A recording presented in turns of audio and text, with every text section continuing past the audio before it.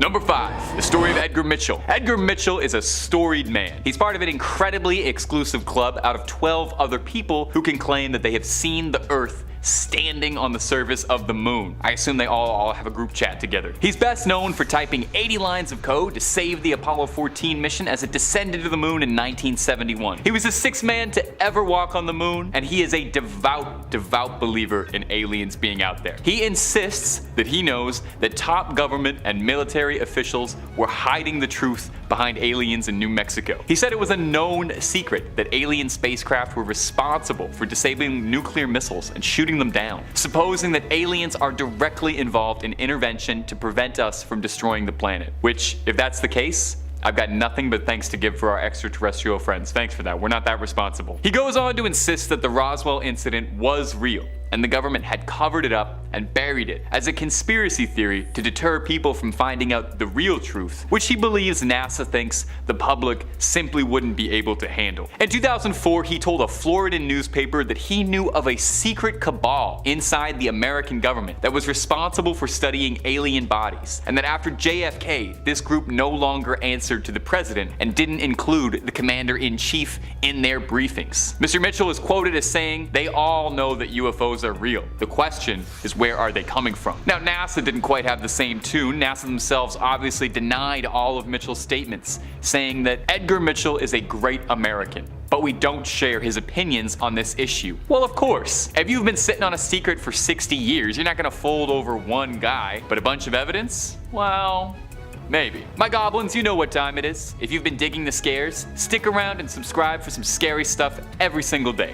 Okay, let's creep on. Number 4. Luis Elizondo. Luis Elizondo is one of the most outspoken believers in aliens and UAPs out there today, alongside Tom DeLonge, championing that he believes firmly that NASA and the Pentagon aren't telling us all the whole truth. And he would know, as Elizondo formerly led a research team to research potential UFOs. Although the project was disbanded, Elizondo never gave up his mission, believing it to be his personal calling to expose the truth. He's been quoted many times saying, "My personal belief is there's very compelling evidence we are not alone." He served on the Department of Defense and resigned in 2012 over excessive secrecy surrounding the UAP program. These aircraft, we'll call them aircraft, are displaying characteristics that are not currently within the US inventory, nor in any foreign inventory that we are aware of, Elizondo said of the objects they researched in his time there. He added that the program was founded to analyze unexplained aerial phenomena and ascertain whether or not that what they were seeing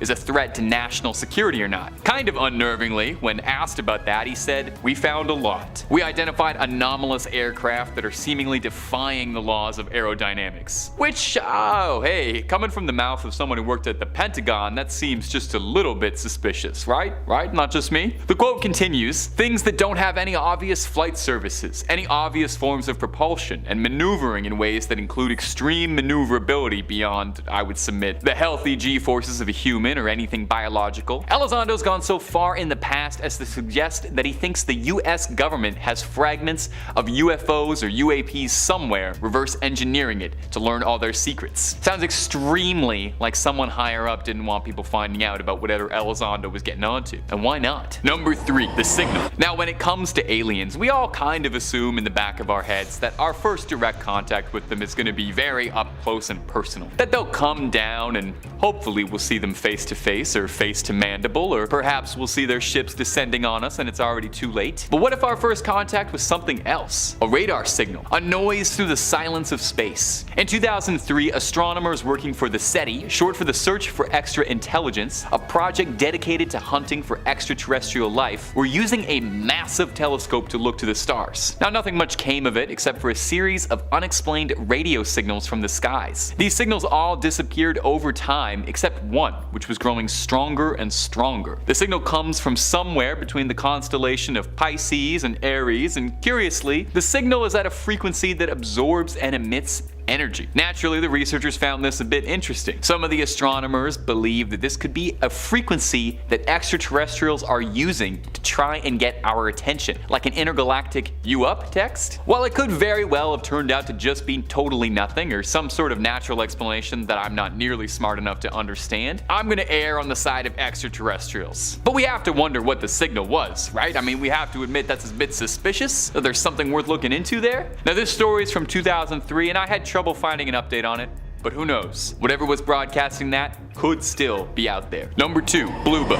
Now, I think we all kind of secretly suspect that some of our tax dollars are going to research aliens. I mean, what else are they doing all day? Well, in one form or another, government agencies have always been researching UFOs and UAPs. Since 1949 to 1969, Project Blue Book was the code name for a secret government research division dedicated to analyzing UAP technology, analyzing whether or not UAPs on record were threats to air and national securities, and just what any of this stuff in the sky was. It was basically the closest thing we had to a real-life X-Files department, as far as we know. I mean, there could be an even more secret one. Surely with all that government money, they must have found something special, right? Well, if you'd like to feel like Agent Mulder yourself, you can scroll through 130,000 pages of declassified documents from UFO specialist John Greenwald, who made it all available for free online. He's a defender of free information. Greenwald says secrets are not bad things. I think we should know about this and it should be in the history books. John, I completely agree. All this stuff about cover-ups, we can totally handle finding out aliens are real, okay? You know, we're big now, we're responsible, we learned about Santa, we can do this. A couple years ago, we experienced a wave where there were clowns hanging out on the street corner of like every rural street in North America. We got over that. We all saw Tiger King together. Aliens won't even be that weird, I don't think. Now, Project Blue Book was officially disbanded because according to a joint review, nothing significant ever came from it. Now, since then, it was thought that no government agency was looking into UAP research at all, except until the UAP document quietly dropped this year, you know, sneaking it under the door that NASA and the Air Force had been researching aliens and possible sightings this whole time under everybody's nose, and they leaked a bunch of documents and footage, and you should look it up after this video because I'm not joking, it's totally real. It seems just like us, NASA can't rest until they find the truth out there. Number 1, new developments. We are probably coming to one of the most exciting times in UAP history, as after the UAP report came out, there is probably more legitimacy towards the discussion around the serious existence of extraterrestrial life now more than ever. As of October 2022, NASA is pretty much coming clean and opening a new study into the research of UAP and extraterrestrial life. 16 hand-picked specialists have been selected to analyze former data and determine how to go forward observing future events. Now, the study is less focused on whether or not previous sightings are confirmed UAPs, since it's kind of hard to ascertain with missing data. So it's more focused on what observations will be needed to understand UAP sightings going forward. The team is going to include researchers and key personnel from all divisions, all walks of life, notably including former astronaut Scott Kelly, who formerly served as a pilot for the Space Shuttle Discovery, and also once held the world record for most days in space, so he probably knows a thing or two about objects floating in the stars. Now, Kelly himself doesn't personally believe aliens have been to Earth yet, saying, "I think there's life in the universe. Hopefully intelligent life, but I don't think they visit planet Earth." So there's some skeptics on the team, but hey, at least they're finally coming out to get to brass tacks on this thing. Officially, openly, the government is talking with us about studying this phenomena. This is amazing. Now, you know how scientists are. They gotta have some numbers on a paper before they'll believe it. An associate administrator at NASA, Thomas Zerbchin, said, "Data is the language of scientists and makes the unexplainable explainable. Exploring the unknown of space and the atmosphere is at the heart of who we are at NASA. This is maybe the most exciting time in history to be a UAP fan." Number 5, Leland Melvin. American engineer and now retired NASA astronaut Leland Melvin has spent hundreds of hours in space. Literally hundreds. Leland holds 4 honorary doctorates for his service in education, the sciences, and philanthropy. Doctorates. I'm just saying that before the comments start rolling in saying he's just another wacko. He's crazy. They're not wackos, people. Any of them. They've been screened so many times by so many people with so many tests, they have to be damn well near perfect before going up on or in NASA's budget. Before his career with NASA, Leland was actually All-American for football. Detroit Lions, Toronto Argos. Guy made the NFL and then said, "You know what? I think I'm gonna be an astronaut." Like, give this guy a Netflix movie, would ya? He was selected by NASA in 1998 after getting injured with a football career. Guy goes from the turf to working at NASA Langley Center. This guy's put in time, both down here and up there. Mission after mission with NASA. He's got quite the practice at the whole floating around thing. When Leland was pressed about otherworldly visitors and his ideas about the cosmos, he said this when he was working up in orbit. He had seen something translucent, curved and organic looking when he was working with fellow astronaut Randy Bresnik. The pair of them, again, called down to NASA to ask what it could be. NASA's official response was probably ice. Yeah, nice and specific there, Houston. Thank you for that. When has NASA ever said probably? Melvin dismissed this and figured it was NASA's explanation to just cover it up. Like, who's more qualified here? That's all I'm asking. When the most qualified people are like, yeah, I can't tell if that's frozen water or a full-on mothership, Houston. Either they shouldn't be up there at all, or we need some more Windex on those windows there, NASA. Huh? Number 4, Ivan Wagner. As always, if you dig what we do here at Top 5 Scary, make sure you hit that like button or comment down below. It really helps the channel out. Have you ever seen a UFO out there? Yeah, you. Have you seen one? Comment down below with some details about your experiences. I know I have. Twice now. Hence the obsession with all this stuff. Those Reddit rabbit holes, boy oh boy. Speaking of falling into a wormhole of conspiracy and who said what, astronaut Ivan Wagner, or I should say cosmonaut Ivan Wagner, since he's Russian by birth, and although he's bunking up with some roomies up there on the ISS, he was on the ISS as a first timer just back in 2020. Does NASA initiate rookies up there? Like pull pranks on the newbies? Like no gravity, just unbuckle you while you sleep, flow you out, you know? He and fellow Russian Anatoly Ivanishin were working up there alongside Chris Cassidy, the American commander of said expedition. When Wagner was orbiting the Earth, he might have captured some footage of UFOs, better known as UAPs, unidentified aerial phenomena.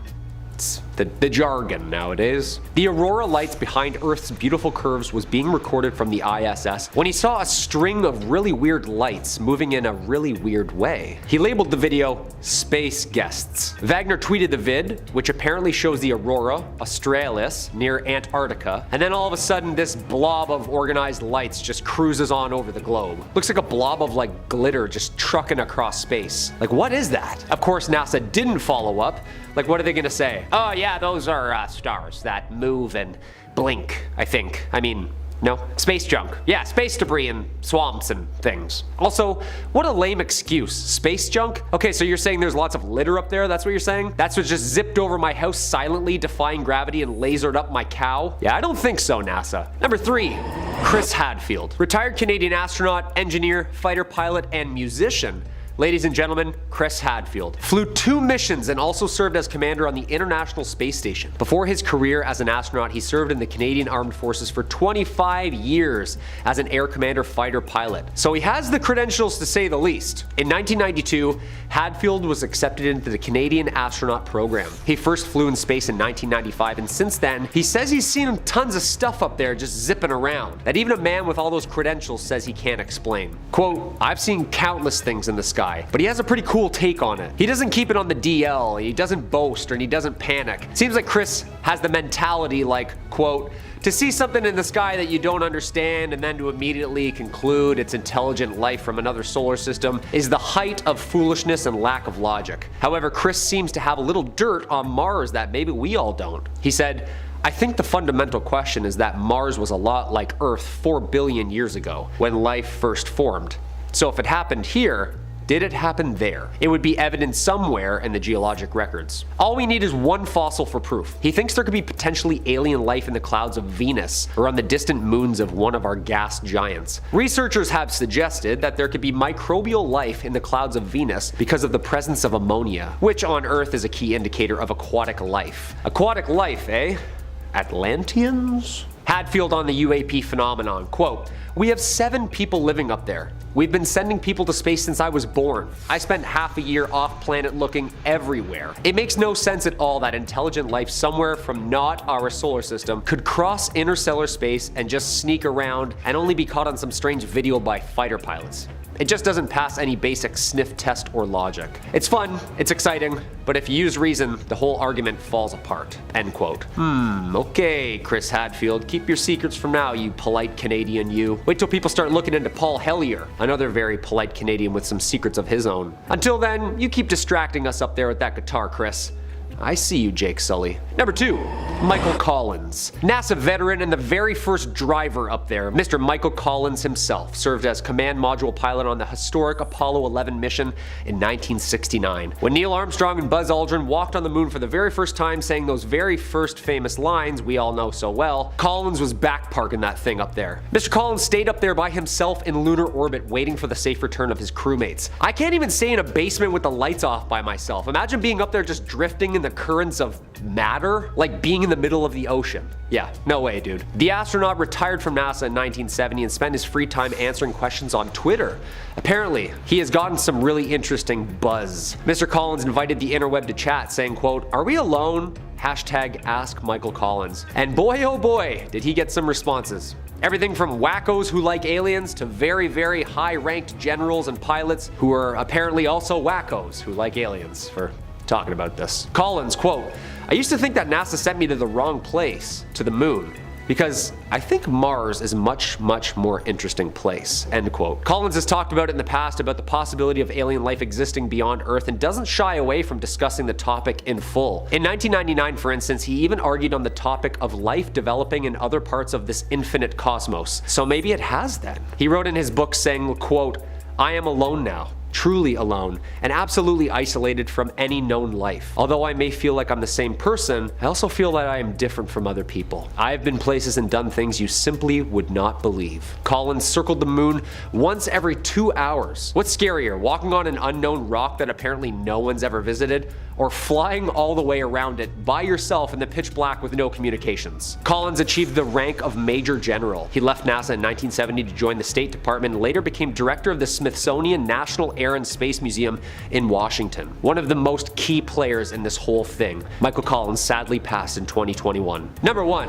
Buzz Aldrin. Of course, the poster child for the whole phenomenon itself, Mr. Edwin Eugene Aldrin Jr. American astronaut, engineer, fighter pilot with a doctorate of science and astronautics. This guy is overqualified, okay? 3 spacewalks in 1966, Gemini 12 mission in 1969, Apollo 11 mission. He and mission commander Neil Armstrong were the first 2 people to land on the moon. Quote, "There was something out there, close enough to be observed. What could it be?" According to Aldrin, on Apollo 11 to the moon, quote, "I observed a light out the window that appeared to be moving alongside us. What could that have been other than a spacecraft from another country or another world? It was either the rocket that had separated from us or the 4 panels that moved away when we extracted the lander, right?" After he returned from his missions, he was convinced he saw aliens while he was out there. Credentials aside, he took a lie detector test, people, which he passed with flying colors. In an interview with C-SPAN Buzz, he talked about the future potential of Earth's moon for humanity. He added a little extra info that might have gained the spark to go back, regarding a certain monolith on a moon. Quote, "Visit the moon Phobos of Mars.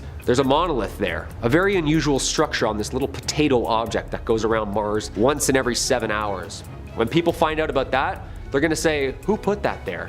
And you bet, Buzz, I'll be the first one to ask that." Number 5 on this list is danger. Maybe this number on the list would be better titled risk versus reward, honestly, because that's basically what it boils down to. Space travel is by far the most dangerous form of travel that we have. Like, everyone has heard someone tell them before that whenever you get in a car, you are taking a risk, which is true. You could get in a car accident at any point in time. But a lot of times, those car accidents result in little fender benders and for the most part nothing major. If your space shuttle breaks down though, like even if a tiny little thing goes wrong, then that is very likely the end of your entire existence. And obviously we've seen this happen before. Several space shuttles have exploded or malfunctioned and astronauts have in fact died because of it. There's always going to be an immense danger when someone steps into a space shuttle and they're going to be risking their lives. Now, if the reward was incredible, then it might be worth it, but as we're going to talk about later in this video, the reward might not be that great. Like, at the end of the day, I truly don't think that I would be willing to go to space. I have the utmost respect for those who do decide to do it, but I just don't know if it's for me. The danger is just a bit too high. Number 4 on this list is aliens. Aliens, although unlikely, need to be considered considered when determining whether or not to go to space or not. If there is a risk that we could run into aliens and in the process of doing so,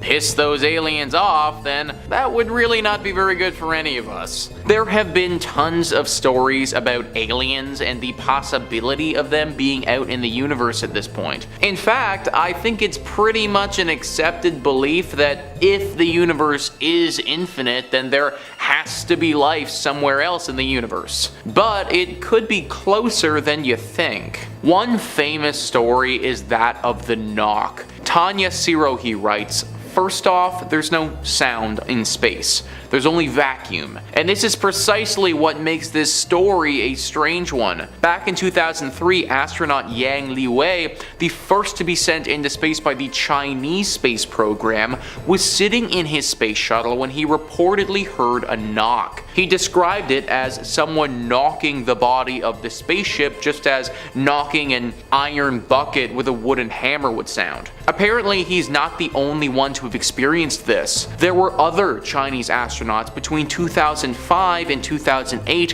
who've reported hearing similar sounds. A lot of people have heard this story and credited it to being aliens. A lot of people have heard this story and credited it to being aliens that caused the sound. If that's the case, then it's something NASA really needs to consider if they ever want to go to space again. Number 3 on this list is space snakes. Now, I'm gonna be honest guys, this one is just kind of silly, but I honestly just wanted to throw it in here because it really does make for a good story. And let's face it, if this story is actually true and it's all real, then I also would think twice about making another mission to space as well. Tanya Sirohi says, retired NASA astronaut Dr. Story Musgrave has a lot to his credit. So it would be difficult to pass this off as a lie, but he claims he saw an 8-foot-long white snake floating through space. It's not hard to imagine that this could have been a hose detached from the spaceship, but Musgrave, he remains adamant. So once again folks, I want to reiterate that this is a bit of a silly entry, but if we suspend our disbelief for just 1 second, then it gets pretty terrifying pretty quickly. If there is actually just a bunch of giant white snakes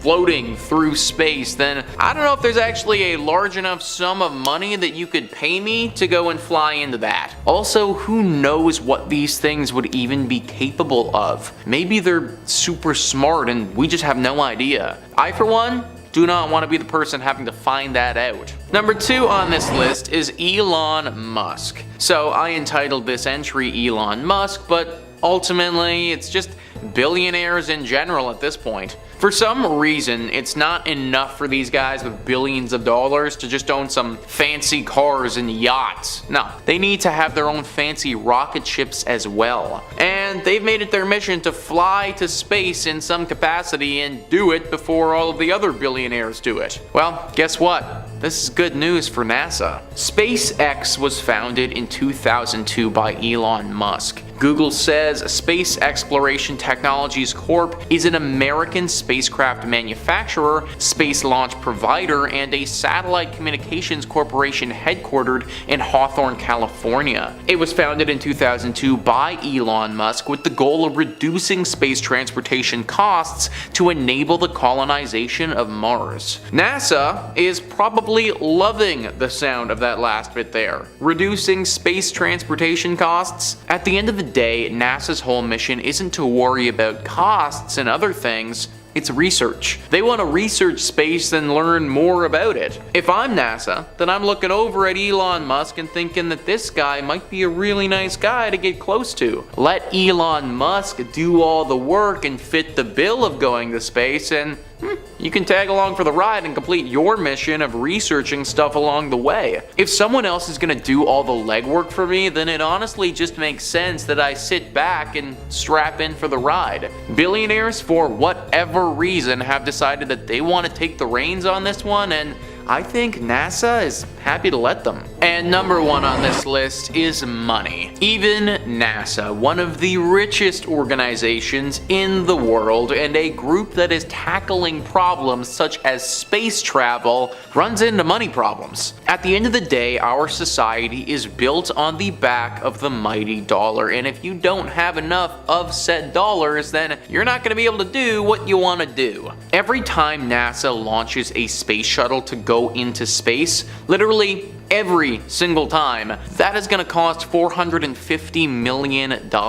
That's just one space shuttle going on one single mission. Now, $450 million is a lot of money, but to a big corporation, that could be considered chump change if you think about it. McDonald's, for instance, is thought to spend over $1 billion every year on advertising in the United States alone. That's just on advertising, let alone all the money they spend on the actual product and labor and transportation and everything that goes into making their business run. However, McDonald's makes a lot of money off of those advertisements. They pump the money into silly commercials and we pump our money into poorly made burgers. This sort of business model doesn't really translate to space travel though. At the end of the day, $450 million is nothing if that $450 million is being spent on an operation that could bring in $1 billion, let's say. But in this case, that $450 million isn't being spent on that. That money is being spent and then they aren't getting any of it back. There aren't any McDonald's in space and there isn't any willing customers to spend money on stuff up there. In fact, there really isn't anything there at all. Throughout history, people go where the money is. Usually, it doesn't even matter how dangerous things are. Mining for oil or coal was extremely dangerous back in the early days, but there was a lot of money in it and therefore people did it. There just simply is not a lot of money currently to be found in space. If,